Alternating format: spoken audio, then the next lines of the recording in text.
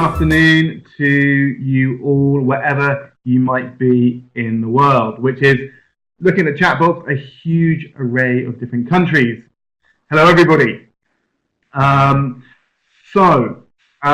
Emily said, we're going to use the chat box actually quite a bit for some different activities, because even though this is a webinar, I like to make it as interactive as possible. So there will be some chat box activities, there will be some polls, and we will also use the little man above you who's got his hand up at the moment. And if you click on that, you can see some different options, like put your hand up and agreeing and disagreeing. So just to make sure that we are all familiar with that concept and that tool, can you please all raise your hand if you are an English teacher? And I expect 250 plus teacher hands to go flying up in the air. And there they all go. Fantastic. Also, just while you're doing that, just out of my own interest really, because while we've seen some countries being mentioned in the chat box, I'd like to know where you're from, which regions are you from, okay? So very quickly, if you can click on the region that you are from, that would be great on the poll buttons. So you can see there are lots of people from Europe, you from South America. Asia is obviously still fast asleep, although we have one person from Asia, which is amazing. I did check and it's 5 o'clock in the morning in Japan. So that's probably why Asia is not strongly represented this evening, or this evening for me, this afternoon for most of you guys. Okay, I'm going to stop that poll now and I will share that with you. So hopefully you can see that. So we can see there that, like I said, the majority of us are from Europe, so we are enjoying our evenings, and hopefully you can go to bed this evening satisfied and full of knowledge. So I'm just going to hide that. Okay, so let's make a start proper, okay? So you might think that the title of using technology to encourage face-to-face conversation is in fact somewhat of a juxtaposition of ideas. After all, when people talk about the two together, it's usually to talk about the negative impact that technology has on face-to-face conversation. And of course, you would be right. The generally accepted wisdom is that technology is killing the art of conversation, specifically, but not exclusively, mobile phones and tablets. Because these mobile technologies offer a convenient alternative to face-to-face conversation, and at times they butt into our chats directly, there's a growing realization that they have this negative impact on conversation. But that doesn't mean that we shouldn't or can't use technology, specifically mobile technologies, in our classrooms. So based on that, very quickly, I would like you to do this very short poll. And it's very simple. Do you currently use mobile technologies for teaching? Yes or no?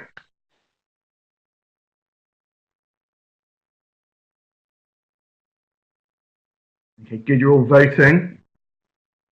I'll give you another 5 seconds.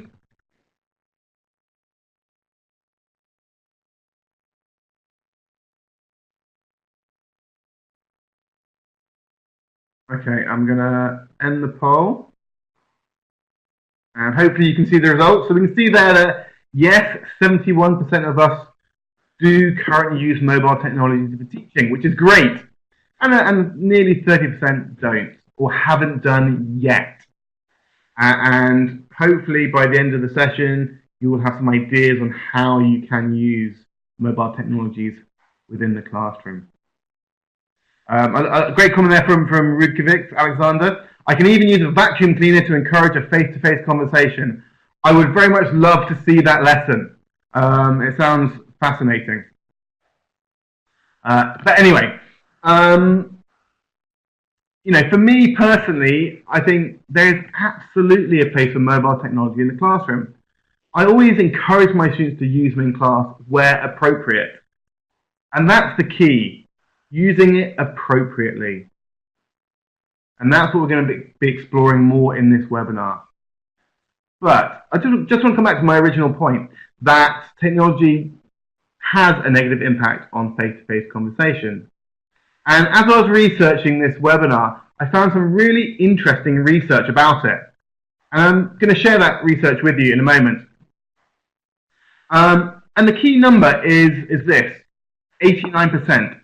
So in the chat box, I want you to try to guess what 89% of Americans recently admitted doing in connection with their mobile phones. Have a guess. So what did 89% of Americans admit to doing with their mobile phones? Have a guess. Using them at work, using them in bed, Googling, texting, staying on Facebook, checking it first thing in the morning, chatting, texting, going to bed with it. Lots of good ideas. But none is quite correct yet. I'm going to share the answer with you, not to take away from your great suggestions, but 89% of Americans recently admitted to saying, well, they said that during their last social interaction, i.e. conversation with somebody in real life, they took out their phone. So they're having one conversation, they take out their mobile phone, and all of a sudden the conversation disperses. And in fact, the research also suggests that 82% of that number said that it deteriorated the conversation they were having. How scary is that? How rude are we as people to think that it's okay to take out our mobile phones, our tablets, during a conversation, to interrupt that conversation? As Laura says in the chat there, it is sad. It really is. And I think we need to change that to an extent. And actually, there's a new word that has been coined for this exact thing. Can anyone guess, or does anyone know what we call this action, where we're ignoring each other because of our mobile phones? Luis Kong, nobophobic, so I have heard that phrase. There, we have an answer. Karina Liberty Chatelet. It is absolutely right. It is a word, it's a portmanteau, so a blended word, two words squashed together. And it is indeed, as Loretta said, the word phubbing. So phubbing, it may be a new word, but I'm sure we have all done it. It is the act of snubbing someone in a social setting by looking at your phone instead of paying attention. Like I said, if we haven't done it, I'm sure it has been done to us. And just to dip our toe in the water with that, let's do a quick show of hands if you have phubbed someone in the last few days. So raise your hands if you have phubbed somebody. There we go. Hundreds of hands are virtually being raised. I mean, it happens, right? As Joaquin says, you know, we might not necessarily know we're doing it because it's just, nowadays, it's just habit. But it happens, and I think the follow-up question would be is, how do you feel when it happens to you? You're in the middle of a conversation and someone just takes out their phone. It might not necessarily be ringing, but they're just checking maybe a text, maybe they're checking something on Facebook, whatever. But it is, in my opinion, quite a sad state of affairs. So yeah, based on this research, and I'm sure from our own experiences, mobile technology can have a damaging effect on conversations.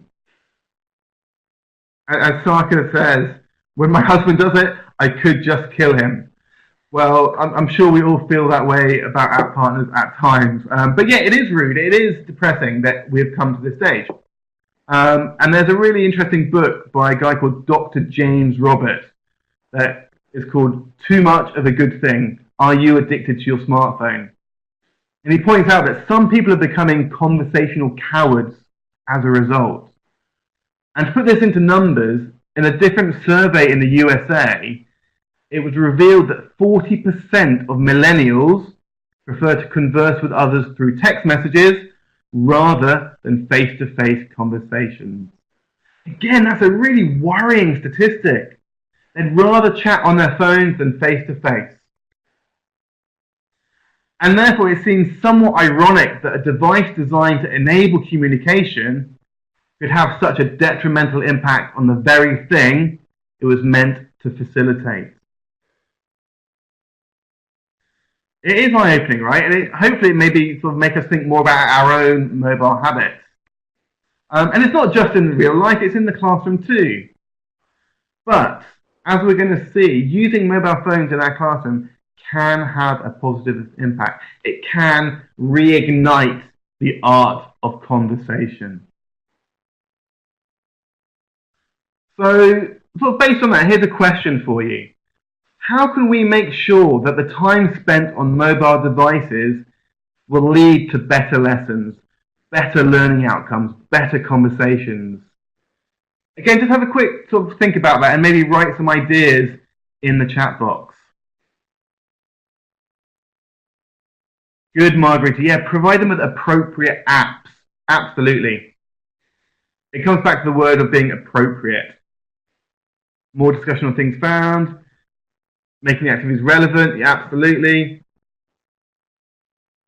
Schools try to ban. Yeah, many schools do ban mobile phones in the classroom, which, you know, there's always a split opinion on this, whether it's a good thing to ban them or not.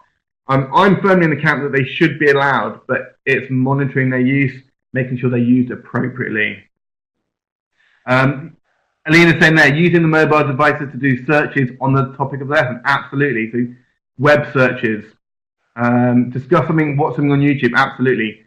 Lots of apps. I mean, you go online, there's a huge amount of apps that can be used to facilitate learning. Okay, so lots of great ideas there. Like I said, it's all about using it appropriately in the best possible fashion. And if we do that, we can get positive communication. And as Dr. Orlando from the University of Western Sydney says, conversation is actually shifting to take into account various ways technology can be used to enhance it. We're finding value in communicating via video and images. And often these images are then used as talking points when we see each other face to face. So essentially, what he's saying is that mobile phones, and specifically here, images on our mobile phones, on our tablets, are what we are talking about. They are the conversation facilitator. They're stimulating, not hindering, conversation in the classroom. And as Dr. Orlando highlights, using photos is a great jumping in point for using technology, specifically smartphones, in the classroom. Everyone loves talking about their photos because they relate to a personal experience. They tell a story, and learners want to share those experiences and stories with each other. And we've all done these kinds of activities, I'm sure. It's a very easy way to bring that technology into the classroom. And certainly one of my go-to activities is something I called photo diary. And this came about because every Monday morning, the first thing we would do as a class is get into groups, get into pairs, and tell each other about our weekends. What did we get up to? Now, naturally, some students were better at this than others. But what I noticed were the ones that were being really chatty and the conversations were ongoing, they pulled out their mobile phones and they were going through them, showing photos of what they'd done at the weekend. Which makes perfect sense. When there's a visual reference, we are generally better able to talk about a topic as it activates the visual memory. And so from that point onwards, on a Friday, I would say to them, last lesson on a Friday, I would say to them, I want you to take as many photos of your weekend as possible. Whatever you're doing, even if it's just boring things, take photos, because on Monday morning, you're going to come into class and you're going to talk about what you did over the weekend using your photographs. And all of a sudden, everyone, every single student in the class was coming into class on Monday morning and they were having really good conversations with each other because they had this visual reference from their phones. And it's such a simple thing to do. It really is. You know, weekend talk, what have we done? Here's the photos for it. Another activity that I used to do actually, well, this one specifically was with a lesson I was doing on urban art. And what I got the students to do was, I asked them on their way home that evening, I wanted them to take photos of anything that they perceived as art. That might have been graffiti, it might have been statues, it might have been a painting at home, it might have just been a beautiful sunset or a view, a piece of architecture. It didn't really matter. But I wanted them to take a photo of that art piece, and then the next day they came in and they were showing each other their pictures of art. And it was such a great activity because every single student was involved. They all had an opinion. They were disagreeing with each other. They were sharing their opinions. And it is a great homework idea, and it can be, you know, used at all different levels. I mean, this was done with a upper intermediate class on a more abstract idea. But on lower level classes, it can be done with, let's say, for example, an elementary student, a pre-intermediate class, where you get them to take photos of their house, of their family, everyday objects, and then they can come in and relate that back to the classwork. Essentially, it's giving them that chance to use their phones in a controlled environment. And it's such a, like I say, it's such a familiar thing for them that they do it with ease, because they do it in their own language with ease. So that's just one way that we can use the photos or mobile technology in our class to stimulate conversation using the photo functions. Something else we can do, and which I've done as well in the past, is get them to use the recording device. And for me, I think the recording function on any mobile phone is the most underused function there is. But it has great potential in the classroom to help improve and develop conversation. And I'll sort of set up a scenario for you. I want you to imagine you spent the whole lesson preparing students for a final conversation. You've done the grammar input, you've done a model, you've done the vocabulary input. The students have everything they need to have their own conversation. You set the task up, they go, 20 seconds later, the hands start going up. Teacher, I finished.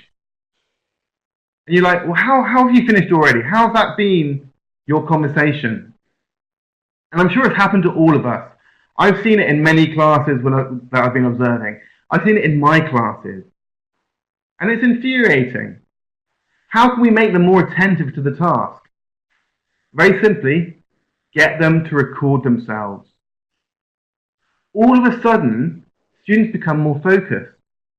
But more than that, when they finish, they can listen back to their conversations and ask themselves questions. They can self-assess. Did they complete the task? How was their pronunciation? What errors did they make? Can they correct them? How can they make the conversation better? And then they re-record it. And they might then assess that again and do it a third time. So what we're essentially doing is getting them to repeat the same conversation, and each time they're building on it, making it a better conversation. Of course, there are other ways that we can use the voice recorder to help raise awareness of conversational features. For example, you might record a conversation that you've had, and you get students to listen to it, listen for features of conversation, and it just builds that awareness. So use the voice recorder in class as well. Adriana, this is a page from Impact. You're absolutely right. Okay, how else can we use mobile technology? We can use it for social media. Again, social media is a natural environment for our learners, be it Twitter, WhatsApp, Facebook, Instagram, whatever the popular app is in your country. It's a world they inhabit outside the classroom and one with which they're comfortable. So we need to embrace that in the classroom. And so in this case, I used to do Twitter chats in my class. And teachers can use them to encourage digital literacy. They can use them to offer immediate feedback on student ideas. They can track participation. And the format allows a large number of students to share thoughts at the same time. It's not students shouting out their ideas so that we can't really hear anybody. It's sharing it via the app. And it can help shy students participate, as they don't have to speak in public, yet they're still sharing their opinions. And equally, Twitter chats can inspire creativity by allowing students and the teacher to supplement the discussion with digital resources like photos, videos, and so forth. And in turn, it builds digital literacy and builds connections. I'm sure any of you who've tried these activities know that technology can be engaging, motivating for our learners. But how do we maybe do this in a more formal way? How can we make sure that technology becomes part of what we do every day in the classroom? What strategies are there for using technology? Well, I think what we need to address here, first of all, is blended learning. Just actually, before we talk about blended learning, a lot of you saying that they're not allowed to use their mobiles when at lesson. I think this is very true in some institutes, but it's a case of speaking to the course organisers, the heads of department, whatever it might be. Because I think if you can justify usage of mobile technology in the classroom, the rewards, the interaction that you get from the students is going to be far more than otherwise it might be. So I think it's something that should be addressed with the powers that be in that respect. Okay, Vera's saying they use their phones for translation in class. Of course, there are dangers, but it's just being or setting parameters, giving them the responsibility. Yes, we can use mobile phones in class, but we're using them for specific purposes. It comes back to that idea of appropriacy. Okay, so let's come back to this idea of blended learning. What is blended learning? You ask this question to anybody, and I guarantee you'll get different answers. And in researching this webinar, I spoke to teachers from various different countries, different teaching contexts, and I got a different answer pretty much every time. We might say that it's same, but different, but there are clear, there's no definite answer to this question, which maybe isn't that surprising, because as Pete Sharma, who is kind of a blended learning guru, sort of points out, the term blended learning has been around for almost 20 years. And in those 20 years, its meaning has been constantly changing. That said, there are three common definitions of what blended learning is that have arisen over the last few years. So here they are. So it's a question for you. Is blended learning a combination of methodologies? Is it a combination of face-to-face and online teaching? Is it a combination of technologies, or is it all of the above? Let's see what you think. We can do this as a poll. So click on what you think is the most appropriate, or your understanding of what blended learning is. Combination of methodologies, combination of face-to-face and technology, combination of technologies, or all of the above.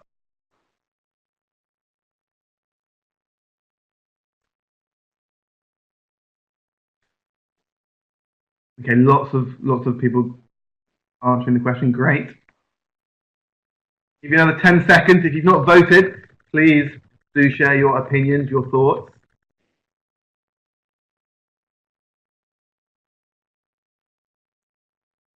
Okay, 5, 4, 3, 2, 1. Okay, time up. Let's share those results.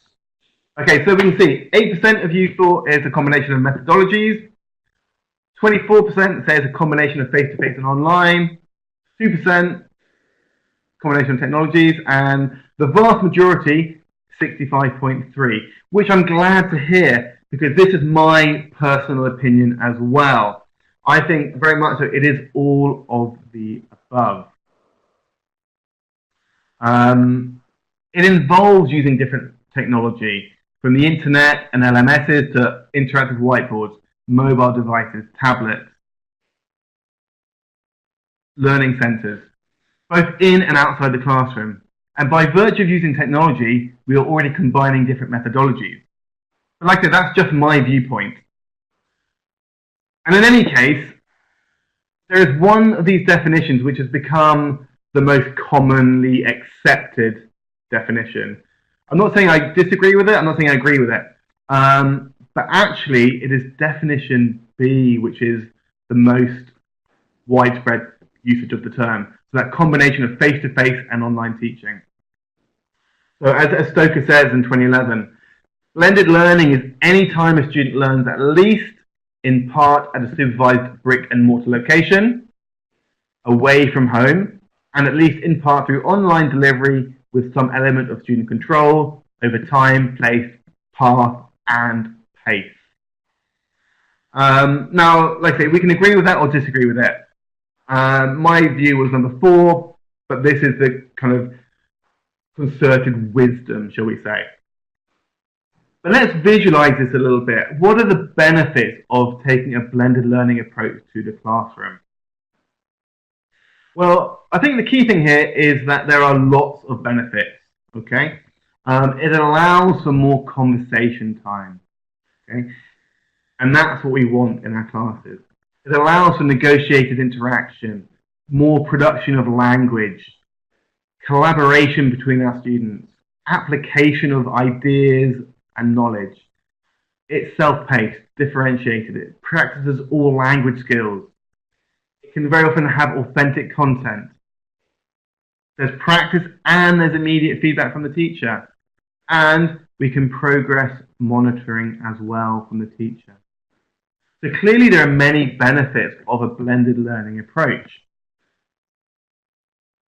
And I think what's important to sort of note here is that, again, from my experience of observing teachers and my own lessons, the amount of time teachers, they get to the end of the lesson and they're like, oh, I've run out of time. I can't do the conversation practice I wanted to do, the freer practice I wanted to do, because I've spent the whole time doing a grammar presentation, a vocabulary presentation, and lots of control practice. Well, surely that's the things that students can do at home. Because let's face it, how realistic is it for us to expect our students to speak English outside the classroom? I would suggest it's not very realistic. Which means that those 3-4 hours that they have of English lessons per week are absolutely vital in getting them speaking. For many students, it is the only time they get to speak. So what use is that lesson if they're doing grammar practice, if they're doing readings, listenings in that class time? We want them talking. And the blended classroom facilitates that. They can do all that controlled practice, the presentation information at home. And this kind of is where the idea of the flipped classroom comes in. And I see a few of you kind of have mentioned flipped classroom in the chat there. Okay, so what is the flipped classroom? Well, it's just a form of blended learning. It offers flexibility as it can be done on a lesson-by-lesson basis. It's not a formalized approach to blended learning. In other words, it gives you as teachers flexibility. How does it work? Well, we can see in the image here that the students start off by preparing to participate in class activities. They study the grammar, they study the vocabulary, they study the theme, the topic maybe. So that when they come to class, they already have knowledge and they can apply that knowledge. they practice the key concept under the watchful eye of the teacher, who can give immediate feedback. So what it does, it makes for a more student-centered classroom. The teacher is no longer the center of attention, and that's absolutely key in the English language classroom. The attention has to be fully focused on the students.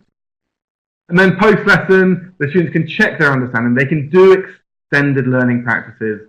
They can do further controlled practice online through LMSs or through maybe a class blog page. Carlos made the point this is quite challenging to foster with adults. You're right, because they've been ingrained to learn a certain way, in that they come to class and they expect to be told about a grammar point. And so, of course, it's a gradual process. You kind of introduce the idea to the learners. Explain to them how it works. Explain to them the benefits. Because, of course, a big issue or a big hurdle with the flipped classroom is getting the students to do the homework in the first instance. But I think getting them to buy into the methodology, getting them to buy into the benefits of this can really help motivate them to do it. And also peer pressure comes into it. Because if one or two students don't do the work before class, it can ruin it for the rest of the students. So the peer pressure certainly comes in. And like I say, it just gives you time in class to focus on what's important, i.e. communicating in English, collaborating, working together, using that knowledge for the reason or in a communicative fashion. That's why they're learning English. They're learning English to communicate, not to do controlled grammar practices, right? However, we should also think about the implications of this with an ELT classroom, because in a true flipped classroom environment, the input for the students at home would be through video. And that maybe isn't the best way for English, because it needs to be more interactive. And because learning English is an interactive experience, it's a communicative experience. So we need to think about what we give to them at home. And of course, I think within an ELT context, it would seem logical that they spend time at home doing the vocabulary, doing the grammar, doing reading activities, doing listening activities. Because they are things that can be done by themselves. They don't need the classroom environment to do those necessarily. So what that does then is then frees up time for the important things. So, moving on now. There's always a but, right? Everything has a but. This is all great. It can certainly facilitate a more student-centered classroom experience and gives time for students' production. But it still asks some questions.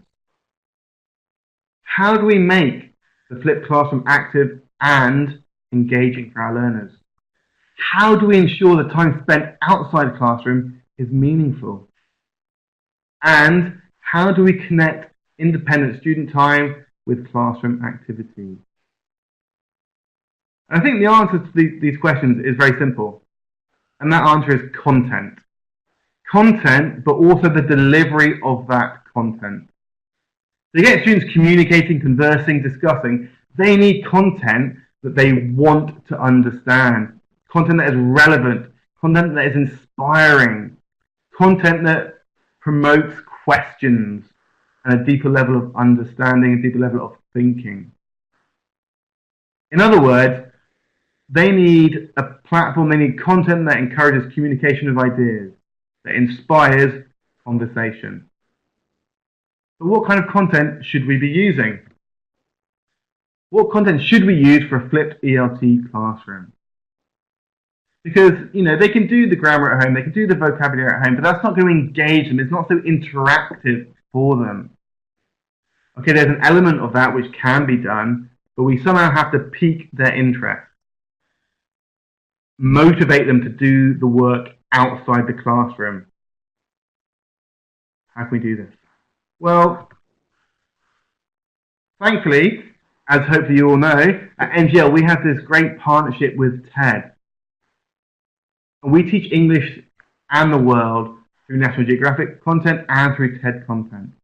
And the TED content especially inspires learners. It gives them examples of how English is really used. It motivates learning. It's relevant. It's up to date. And I've been using TED Talks in classes for the past 6 years, long before there were any course books with TED lessons in them. And the reason I used them was because students liked to talk about them. I always had great lessons because it got students thinking, it got them speaking, conversing, sharing opinions. But of course, watching a TED Talk in class isn't easy for students. There are challenges they have to overcome. The pace and complexity of speech, different accents, familiarity with the topic being spoken about, which traditionally would mean that kind of pre-work has to be done in the classroom. They need that support. They need that help to allow them to enable them to understand what is being spoken about. But also, of course, some TED Talks are quite long, and you might need to watch them a repeated number of times in class, which clearly you don't have time for. If you've got a 7 or 8 minute TED Talk, or a medium length one, you might need to watch that 3 or 4 times in class to get all the comprehension activities, even before you get to the discussion activities. And that takes up a huge amount of time that you don't have. So, how can we still use TED Talks and make the most of class time? Well, what about working with TED Talks in a flipped classroom environment? And I think for me, the idea of TED Talks and the flipped classroom go really well together. They go hand in hand.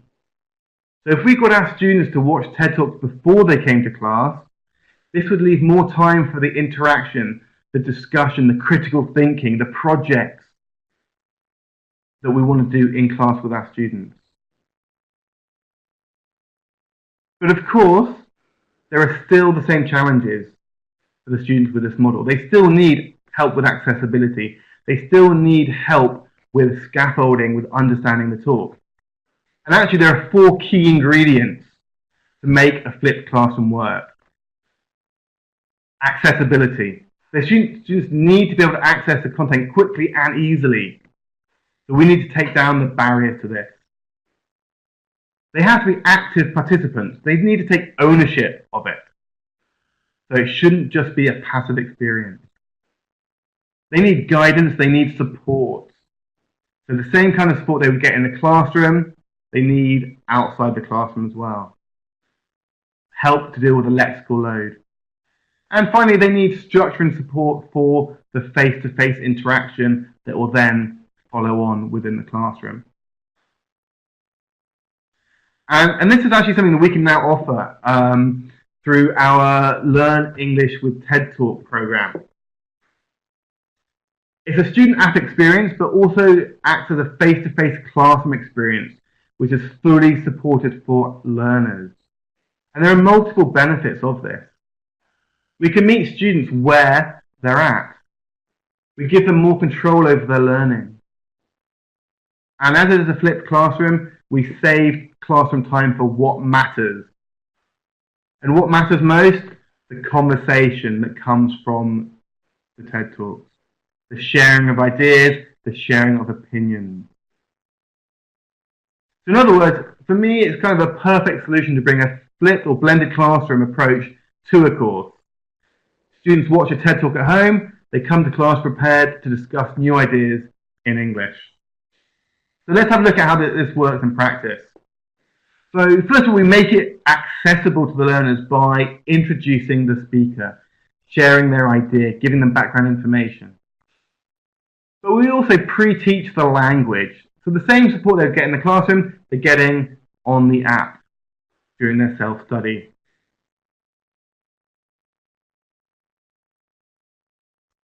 And there are point of use notes. So for those students who might struggle with the pace, there's the video script, but also notes on the vocabulary being used. So it's giving them real support. Similarly, it gives them ownership. Yeah, because it's an app, because there's a lot of different activities, they can choose what they do, they can choose the pace they do it at.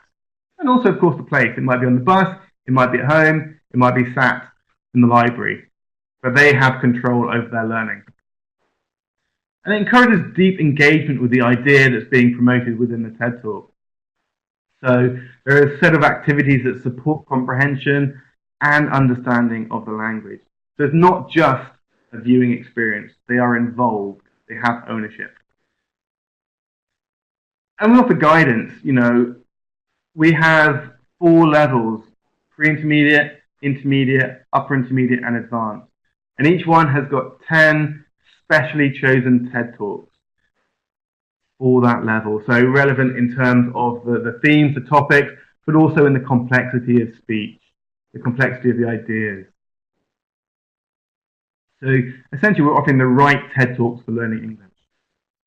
And we also offer feedback as well that guides the students. So during the activities, if they make mistakes, we can guide them to the right answer, which is the job that the teacher would normally do.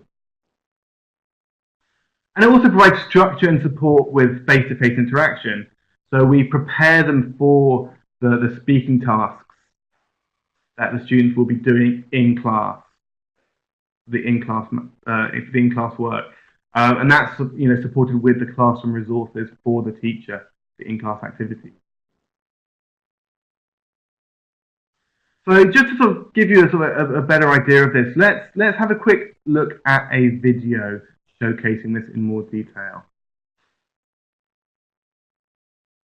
I will say, just before I play it, it has been optimized for most platforms, but if you are unable to view it, Emily will post the YouTube link to it at the end of the webinar, okay? So if you can't hear it, if you can't see it, we will provide the link later on, okay?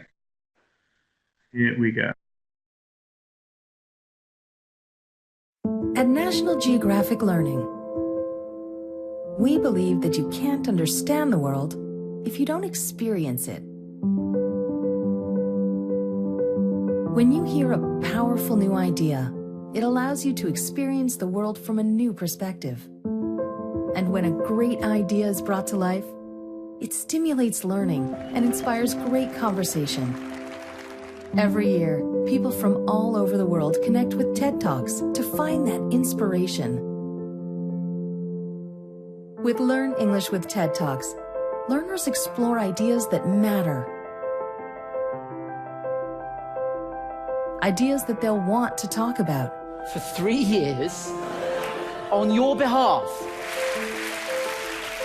Learn English with TED Talks is a new language learning app that uses the power of ideas to spark thoughtful communication in the classroom. Carefully sequenced lessons work with any English language curriculum to help learners find their own voice in English as they learn more about fascinating ideas worth spreading. With the app, learners get the language support they need to understand and respond to globally acclaimed TED Talks. And for instructors, teaching resources make it easy to use TED Talks in any classroom. Bring the world of powerful ideas to life with Learn English with TED Talks from National Geographic Learning.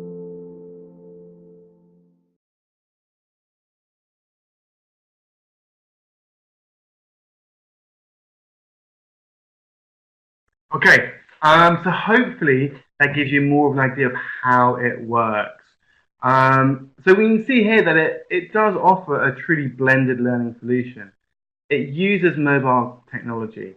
It is self-directed. The students are in charge of the pace, the place, the time spent. And it supports students as much as they want it to. It allows time in class for practice of language and discussion of ideas. But let's have a sort of quick look at how this might work in practice. Although actually my screen has just gone blank. Emily, any ideas what's happened here? The PowerPoint seems to have disappeared. So just bear with us a moment while we get this back, okay? So I apologise. This is a peculiar. Okay, so you guys can see it, which is great. I, on the other hand, cannot see it, which is really very bizarre. That's really strange. Emily, can you see it?